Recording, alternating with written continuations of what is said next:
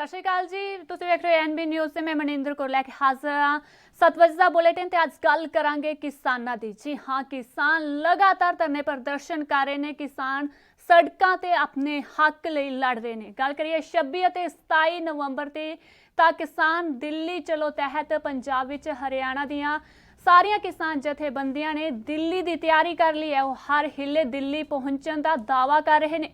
हालांकि हरियाणा सरकार ने बॉर्डर ते सख्ती करने का दावा किया।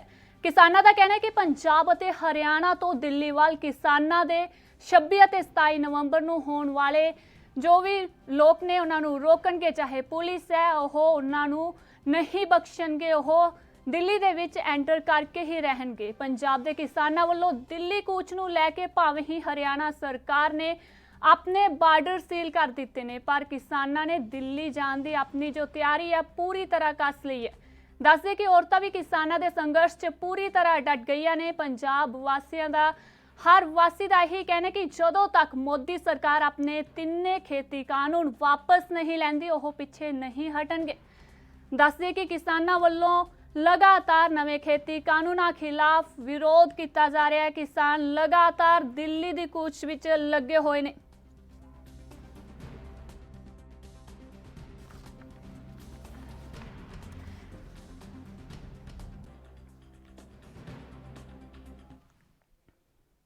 इत्थे दस दे कि साडे नाल बीजेपी नेता हरजीत गरेवाल जुड़ चुके हैं। जी हरजीत गरेवाल जी, पहला तो तुहाडा बहुत बहुत NB न्यूज़ से स्वागत है जी। जेकर गल की जाए किसानों की, तो किसानी अंदोलन है जो लगातार तिखा होंदा जांदा है। किसान दिल्ली चलो दे तहत दिल्ली की कूच कर रहे हैं, किसानों को रोकिया भी जा रहा है। इस बारे की जी इस बारे की कहना चाहोगे? देखो, हर स्टेट ने अपना लॉ एंड ऑर्डर उन्होंने अपना होंगे देखना होंगे। हरियाणा सरकार ने अपनी कानून व्यवस्था देखनी है। ते किसान जिस तरह कानून को अपने हाथ नहीं है और ये पंजाब के अंदर क्योंकि कैप्टन अमरिंदर सिंह और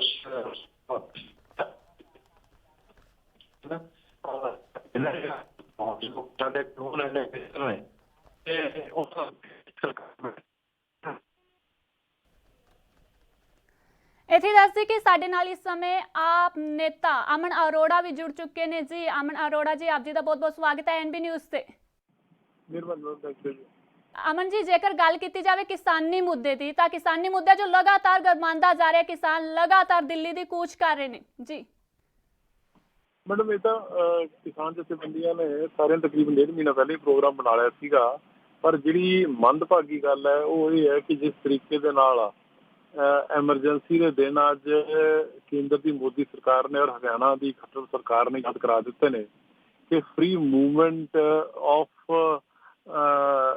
सिटीजन आम लोगों की फ्री मूवमेंट के उपर जिस तरीके अड़िके लाए जा रहे हैं, जो किसान पिछले 2 महीनों तो पीसफुल प्रोटेस्ट है जिहड़ा वो कर रहे हैं पंजाब और हरियाणा दे विच। और उन्होंने ये भी कहा कि साडा जिहड़ा मार्च है और ये रोस धरने ने जिहड़े वो बड़े पीसफुल होणगे। पर किस कानून के तहत उन्होंने दिल्ली जाण तो रोकिया जा रहा है, ये समझ नहीं आ रही। गल की जाए तो किसान लगातार यही कह रहे हैं कि वो दिल्ली जाके रहेंगे, पर हरियाणा सरकार वालों ते मोदी सरकार वालों किसानों को दिल्ली जान तो रोकिया जा रहा है। जी मैडम, यही गल तो मैं कह रहा ना जी कि तुसीं दिल्ली जाणों कोई रोक नहीं सकता हैगा। उत्थे जाके किसानों की गल सुनते ने नहीं सुनते ने, मानते ने नहीं मानते, कोई गल सिरे चढ़ती है नहीं चढ़ती, वो सैपरेट इशू है। वो सरकार दे ते दोनों धिरां दे विचाले है।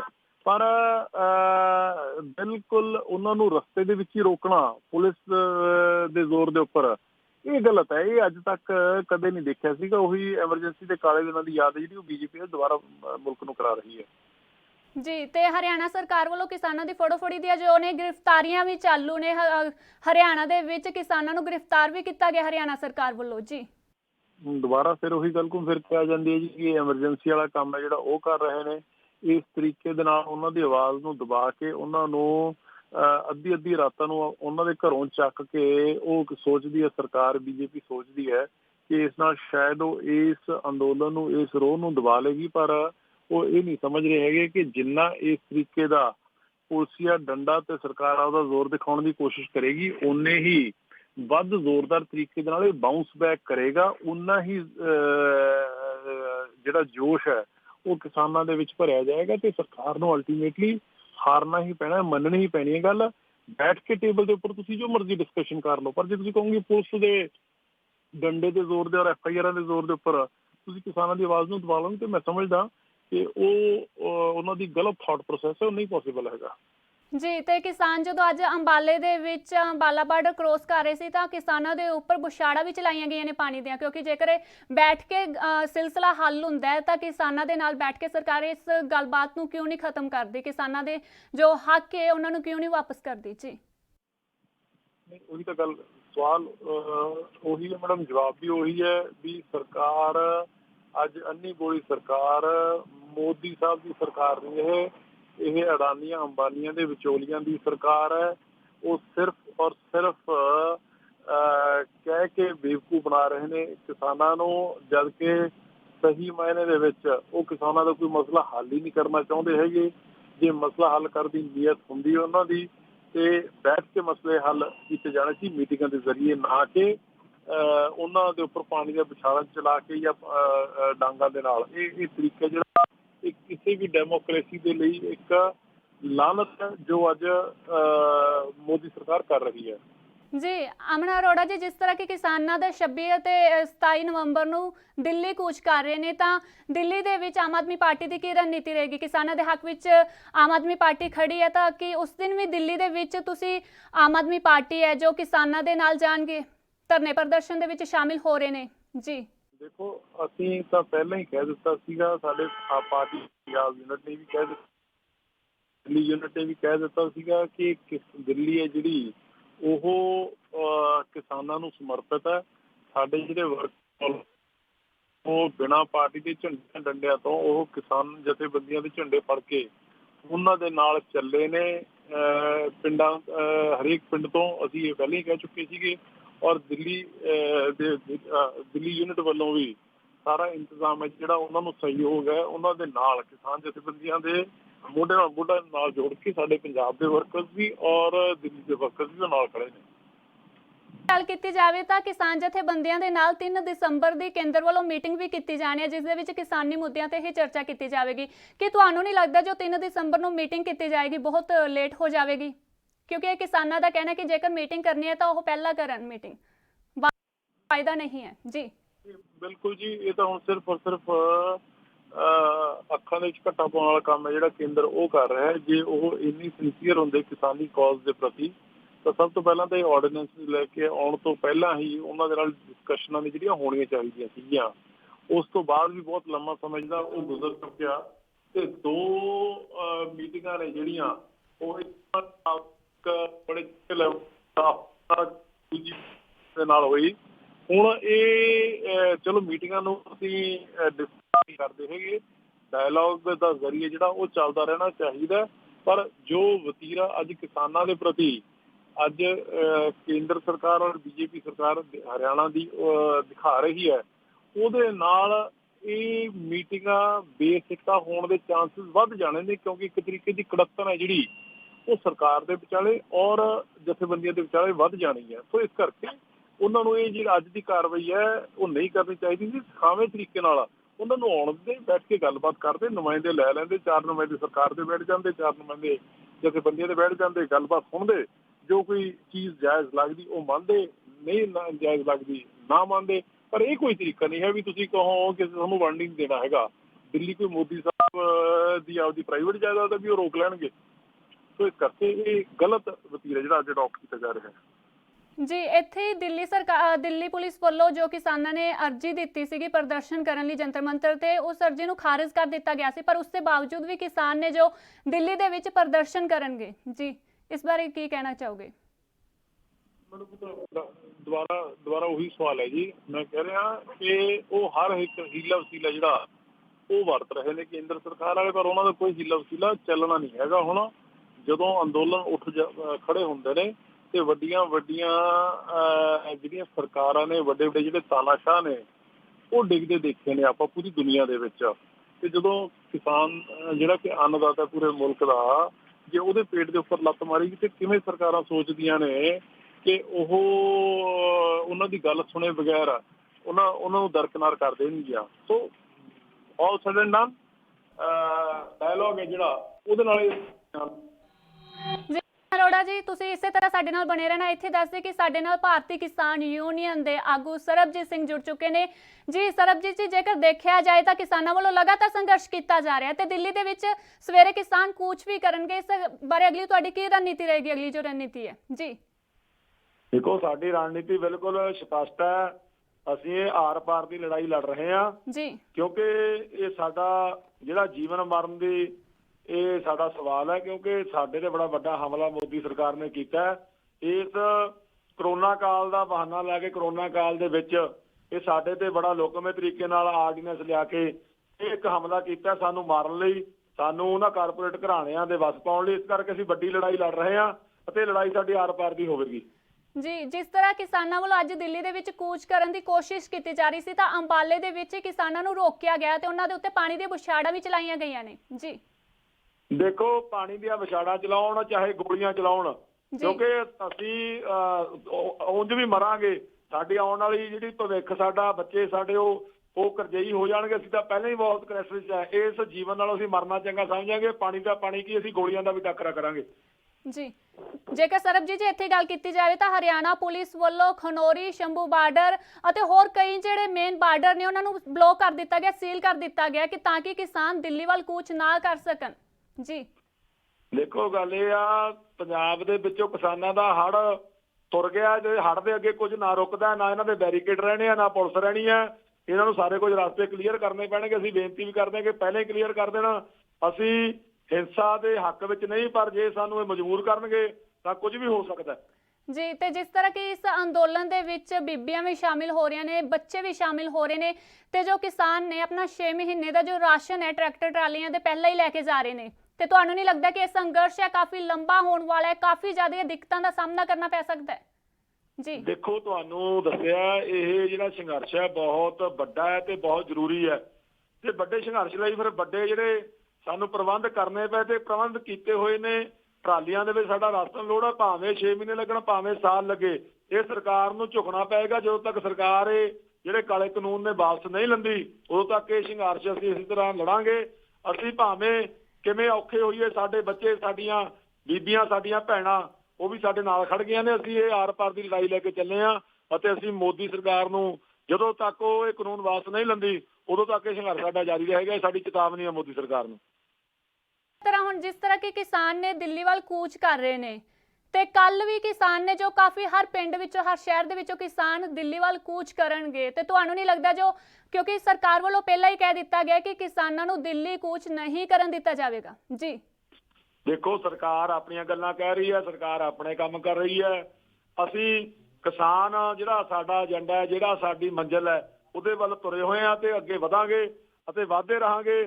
ਸਰਕਾਰਾਂ ਜਿਹੜਾ ਆਪਣੀ ਉਹ ਡਿਊਟੀ ਨਿਭਾਉਣ, ਸਰਕਾਰਾਂ ਦਾ ਫਰਜ਼ ਬਣਦਾ ਲੋਕਤੰਤਰ ਦੇ ਵਿੱਚ ਲੋਕਾਂ ਦੀ ਗੱਲ ਸੁਣਨ, ਲੋਕਾਂ ਦੀ ਗੱਲ ਨੂੰ ਮੰਨਣ। ਉਹ ਤਾਨਾਸ਼ਾਹੀ ਰਵੱਈਆ ਜਿਹੜਾ ਮੋਦੀ ਸਰਕਾਰ ਅਤੇ ਹਰਿਆਣਾ ਦੀ ਖੱਟੜ ਸਰਕਾਰ ਅਪਣਾ ਰਹੀ ਹੈ, ਉਹਦਾ ਉਹਨੂੰ ਖਮਿਆਜਾ ਭੁਗਤਣਾ ਪਵੇਗਾ। ਜੀ ਅਮਨਾ ਅਰੋੜਾ ਜੀ ਤੇ ਸਰਬਜੀਤ ਜੀ, ਤੁਸੀਂ ਸਾਡੇ ਨਾਲ ਇਸੇ ਤਰ੍ਹਾਂ ਬਣੇ ਰਹੋ। ਇੱਥੇ ਵੇਲਾ ਹੋ ਗਿਆ ਇੱਕ ਛੋਟੇ ਜਿਹੇ ਬ੍ਰੇਕ ਦਾ। ਬ੍ਰੇਕ ਤੋਂ ਬਾਅਦ ਇਸੇ ਤਰ੍ਹਾਂ ਕਿਸਾਨੀ ਮੁੱਦੇ ਤੇ ਲਗਾਤਾਰ ਚਰਚਾ ਕੀਤੀ ਜਾਵੇਗੀ।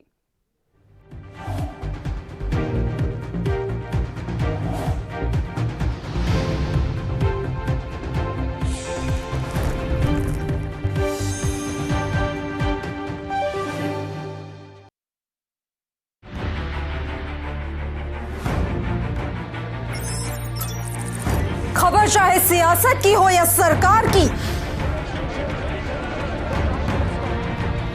खबर चाहे भ्रष्टाचार की हो या गुनहगार की, दिन भर में क्या रहा देश जगत का हाल, किस मुद्दे ने बनाई किसकी सरकार, रखते हैं हम सब पर नजर, पहुंचाते हैं हम हर खबर। हम हैं ANB न्यूज। क्या आप दुबले पतले कमजोर हैं, आपकी सेहत नहीं बनती, भूख कम लगती है, वजन नहीं बढ़ता? दरअसल मेन बात खाना पीना खाना नहीं है, मेन बात है खाया पिया लगना। और अगर खाया पिया लगेगा ही नहीं तो सेहत बनेगी कैसे?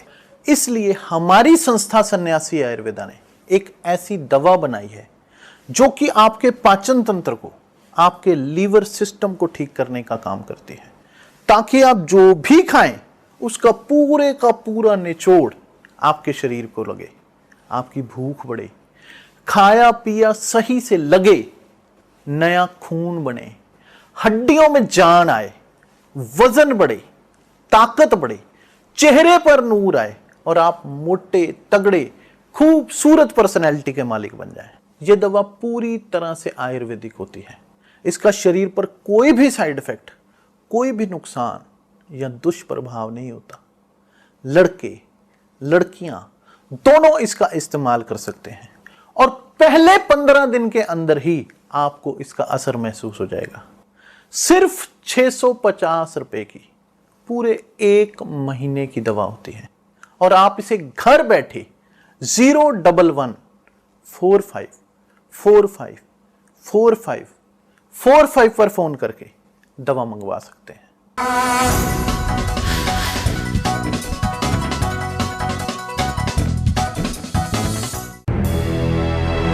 लखनऊ से लेकर चंडीगढ़ तक, मुंबई से लेकर रायपुर तक, क्या है राजनीति की हलचल, क्या है समाज का मिजाज।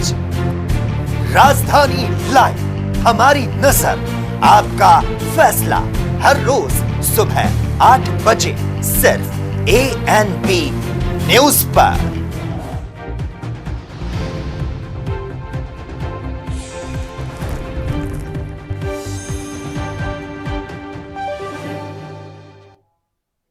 ਬ੍ਰੇਕ ਤੋਂ ਬਾਅਦ ਸਵਾਗਤ ਹੈ। ਜਿਸ ਤਰ੍ਹਾਂ ਗੱਲ ਕਰ ਰਹੇ ਸੀ ਕਿਸਾਨਾਂ ਦੇ ਹੱਕ ਦੀ, ਜੀ ਹਾਂ, ਨਵੇਂ ਖੇਤੀ ਕਾਨੂੰਨਾਂ ਦੇ ਵਿਰੋਧ 'ਚ ਕਿਸਾਨ ਦਿੱਲੀ ਵੱਲ ਕੂਚ ਕਰਦੇ ਹੋਏ ਅੰਬਾਲਾ ਪੁੱਜ ਗਏ ਨੇ, ਜਿੱਥੇ ਭਾਰੀ ਸੁਰੱਖਿਆ ਬਲ ਤੈਨਾਤ ਕੀਤਾ ਗਿਆ ਤੇ ਕਿਸਾਨਾਂ ਦੇ ਉੱਥੇ ਜਦੋਂ ਕਿਸਾਨਾਂ ਨੂੰ ਰੋਕਣ ਦੀ ਕੋਸ਼ਿਸ਼ ਕੀਤੀ ਗਈ ਹੈ ਤਾਂ ਕਿਸਾਨ ਉੱਥੇ ਨਹੀਂ ਰੁਕੇ, ਜਿਸ ਕਾਰਨ ਕਿਸਾਨਾਂ ਤੇ ਅੰਬਾਲਾ ਦੇ ਵਿੱਚ ਪਾਣੀ ਦੀਆਂ ਬੁਛਾੜਾਂ ਚਲਾਈਆਂ ਗਈਆਂ ਨੇ ਤੇ ਕਿਸਾਨ ਨੇ ਜੋ ਲਗਾਤਾਰ ਉੱਥੇ ਇਹੀ ਮੰਗ ਕਰ ਰਹੇ ਨੇ ਕਿ ਕਿਸਾਨ ਆਪਣੇ ਹੱਕ ਦੀ ਲੜਾਈ ਲੜ ਕੇ ਹੀ ਰਹਿਣਗੇ, ਕਿਸਾਨ ਦਿੱਲੀ ਜਾ ਕੇ ਹੀ ਰਹਿਣਗੇ। ਪਰ ਹਰਿਆਣਾ ਸਰਕਾਰ ਵੱਲੋਂ ਲਗਾਤਾਰ ਇਹੀ ਕੋਸ਼ਿਸ਼ ਕੀਤੀ ਜਾ ਰਹੀ ਹੈ ਕਿ ਕਿਸਾਨ ਕਿਸੇ ਵੀ ਤਰੀਕੇ ਦਿੱਲੀ ਨਾ ਪਹੁੰਚ ਸਕਣ, ਪਰ ਕਿਸਾਨ ਵੀ ਨੇ ਆਪਣੀ ਜਿੱਦ ਤੇ ਅੜੇ ਹੋਏ ਨੇ ਇਹਨਾਂ ਖੇਤੀ ਕਾਨੂੰਨਾਂ ਨੂੰ ਰੱਦ ਕਰਵਾਉਣ ਲਈ।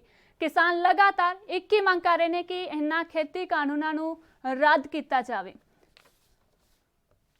किसान लगातार प्रदर्शन करते हुए दिखाई दे रहे ने, जिस तरह की तुसी टीवी स्क्रीन ते वेख पा रहे हो कि किस तरह किसानां नूं रोकण दी कोशिश की गई सी।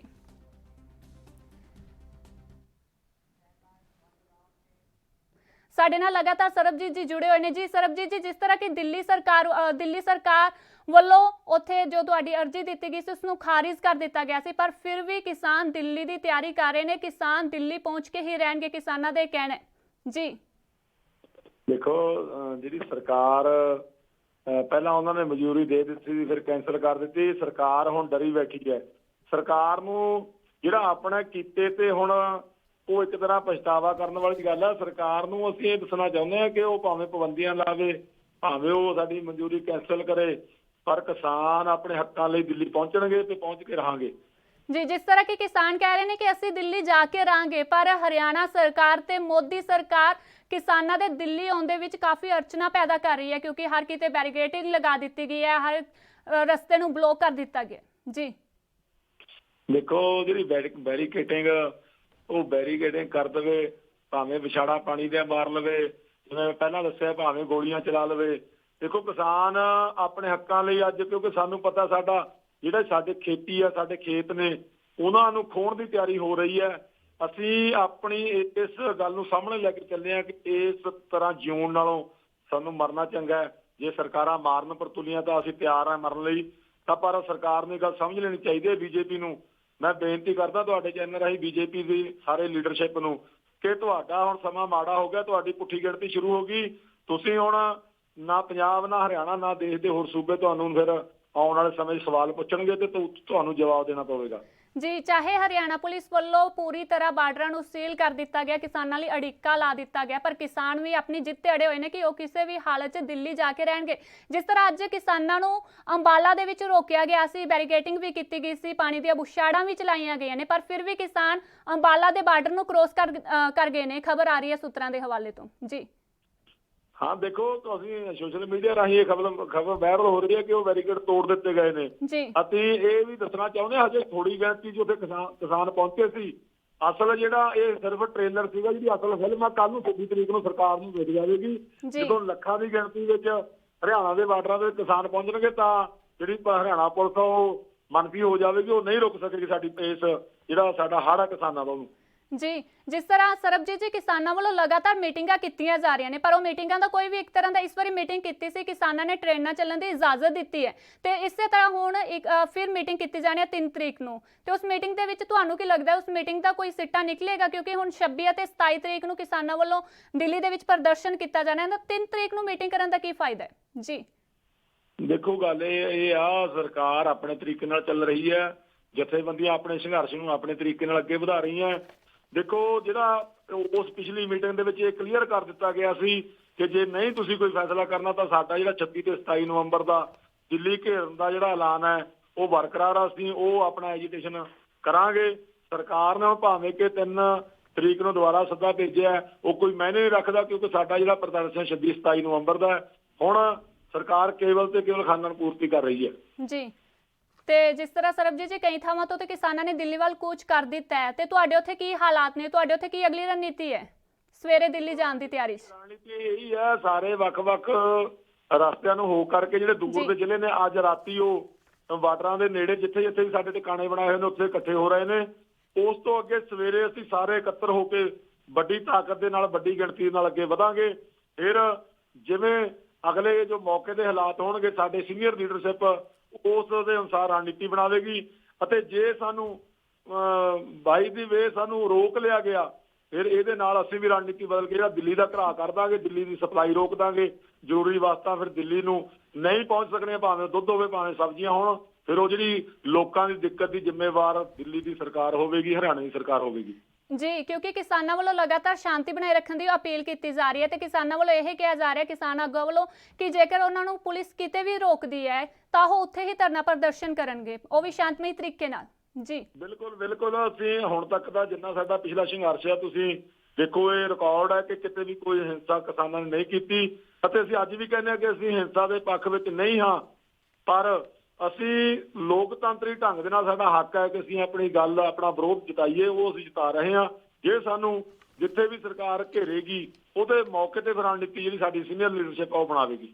ਜੀ, ਕਿਉਂਕਿ ਪੁਲਿਸ ਵੱਲੋਂ ਹਰ ਜਗ੍ਹਾ ਦੇ ਉੱਤੇ ਬੈਰੀਕੇਡਿੰਗ ਲਗਾ ਦਿੱਤੀ ਗਈ ਹੈ ਤੇ ਤੁਹਾਨੂੰ ਕੀ ਲੱਗਦਾ ਹੈ ਸਵੇਰੇ ਕਿਸਾਨ ਕਿੰਨੇ ਕੁ ਕਿਸਾਨ ਸ਼ਾਮਿਲ ਹੋਣਗੇ? ਕਿਉਂਕਿ ਕਿਹਾ ਜਾ ਰਿਹਾ ਕਿ ਲੱਖਾਂ ਦੀ ਗਿਣਤੀ ਦੇ ਹਿਸਾਬ ਨਾਲ ਕਿਸਾਨ ਹਰ ਸ਼ਹਿਰ ਤੋਂ ਆ ਰਹੇ ਨੇ। ਜੀ ਬਿਲਕੁਲ, ਇਹਦੇ ਵਿੱਚ ਦੋ ਰਾਵਾਂ ਨਹੀਂ, ਲੱਖਾਂ ਦੀ ਗਿਣਤੀ ਕਹਿਣ ਦੀ ਨਹੀਂ, ਲੱਖਾਂ ਦੀ ਗਿਣਤੀ ਹੋਵੇਗੀ। ਜੀ, ਤੁਹਾਡੇ ਕੱਲ ਨੂੰ ਰਿਪੋਰਟਰ ਕਵਰ ਜਦੋਂ ਕਰਨਗੇ ਤੁਹਾਨੂੰ ਪਤਾ ਲੱਗ ਜਾਵੇਗਾ। ਵੱਖ-ਵੱਖ ਪਿੰਡਾਂ 'ਚੋਂ ਟਰਾਲੀਆਂ ਭਰ ਕੇ ਜਿਹੜੇ ਕਿਸਾਨ ਨੇ ਉਹ ਚੱਲ ਪਏ ਨੇ। ਸਾਡੀਆਂ ਭੈਣਾਂ ਬੀਬੀਆਂ ਵੀ ਨਾਲ ਚੱਲ ਪਈਆਂ ਨੇ। ਅਸੀਂ ਸਾਰਾ ਪ੍ਰਬੰਧ ਆਪਣਾ ਕਰਕੇ ਰਾਸ਼ਨ ਦਾ ਅਤੇ ਪੈਣ ਸੌਣ ਦਾ ਸਾਰਾ ਪ੍ਰਬੰਧ ਕਰਕੇ ਅਸੀਂ ਚੱਲੇ ਹਾਂ। ਅਸੀਂ ਇਹ ਲੜਾਈ ਜਿੱਤਣ ਲਈ ਤੁਰੇ ਤੇ ਜਿੱਤ ਕੇ ਆਵਾਂਗੇ। ਜੀ, ਕਿਉਂਕਿ ਜੇਕਰ ਦੇਖਿਆ ਜਾਏ ਤਾਂ ਲਗਾਤਾਰ ਸਰਕਾਰ ਹਰਿਆਣਾ ਸਰਕਾਰ ਹੈ ਜੋ ਹਰ ਬਾਰਡਰ ਨੂੰ ਜਿਸ ਤਰ੍ਹਾਂ ਸੀਲ ਕਰ ਰਹੀ ਹੈ ਤਾਂ ਉਹ ਕਿਸਾਨਾਂ ਨੂੰ ਰੋਕਣਾ ਚਾਹੁੰਦੇ, ਕਿਸਾਨਾਂ ਦੇ ਸੰਘਰਸ਼ ਨੂੰ ਘੱਟ ਕਰਨਾ ਚਾਹੁੰਦੇ ਨੇ। ਜੀ ਦੇਖੋ, ਸ਼ਾਇਦ ਹਰਿਆਣਾ ਸਰਕਾਰ ਇਸ ਭੁਲੇਖੇ ਵਿੱਚ ਹੈ, ਉਹਨੇ ਜਿਹੜੇ ਸਿਆਸੀ ਕੋਈ ਸਟੰਟਬਾਜ਼ੀਆਂ ਹੁੰਦੀਆਂ ਉਹ ਸੰਘਰਸ਼ ਵੇਖੇ ਹੋਏ ਨੇ, ਉਹਨੇ ਪੰਜਾਬ ਦੇ ਕਿਸਾਨਾਂ ਦਾ ਸੰਘਰਸ਼ ਨਹੀਂ ਵੇਖਿਆ। ਮੈਂ ਤੁਹਾਨੂੰ ਇੱਕ ਯਾਦ ਦਿਵਾਉਣਾ ਚਾਹੁੰਦਾ, ਇੱਕ ਪੁਰਾਣਾ ਇਤਿਹਾਸ। ਜੀ, ਕਿਸੇ ਸਮੇਂ ਹਰਿਆਣਾ ਦੀ ਭਜਨ ਲਾਲ ਸਰਕਾਰ ਨੇ ਜਿਹੜਾ ਇੱਕ ਜੋ ਖਾਲਸਾ ਪੰਥ ਦਾ ਐਜੀਟੇਸ਼ਨ ਸੀ ਉਹਨੂੰ ਰੋਕਣ ਦੀ ਕੋਸ਼ਿਸ਼ ਕੀਤੀ ਸੀ, ਪਰ ਉਸ ਸਮੇਂ ਦੇ ਅਕਾਲੀ ਦਲ ਦੇ ਪ੍ਰਧਾਨ ਸਰ ਤੁੜ ਸਾਹਿਬ ਸੀ, ਜੋ ਮੋਹਨ ਸਿੰਘ ਤੁੜ, ਉਹਨਾਂ ਦੀ ਅਗਵਾਈ ਸੰਘਰਸ਼ ਕੀਤਾ। ਇਹ ਸਾਰੇ ਬੈਰੀਕੋਡ ਜਿਹੜੇ ਛੱਡ ਕੇ ਪੁਲਿਸ ਭੱਜ ਗਈ ਸੀ। ਇਹ ਇਤਿਹਾਸ ਹੈ, ਤੁਸੀਂ ਇਹਨੂੰ ਬਾਚ ਲਿਓ। ਜੀ ਸਰਬਜੀਤ ਜੀ, ਤੁਹਾਡਾ ਐਨਬੀ ਨਿਊਜ਼ ਦੇ ਨਾਲ ਜੁੜਨ ਲਈ ਬਹੁਤ-ਬਹੁਤ ਧੰਨਵਾਦ।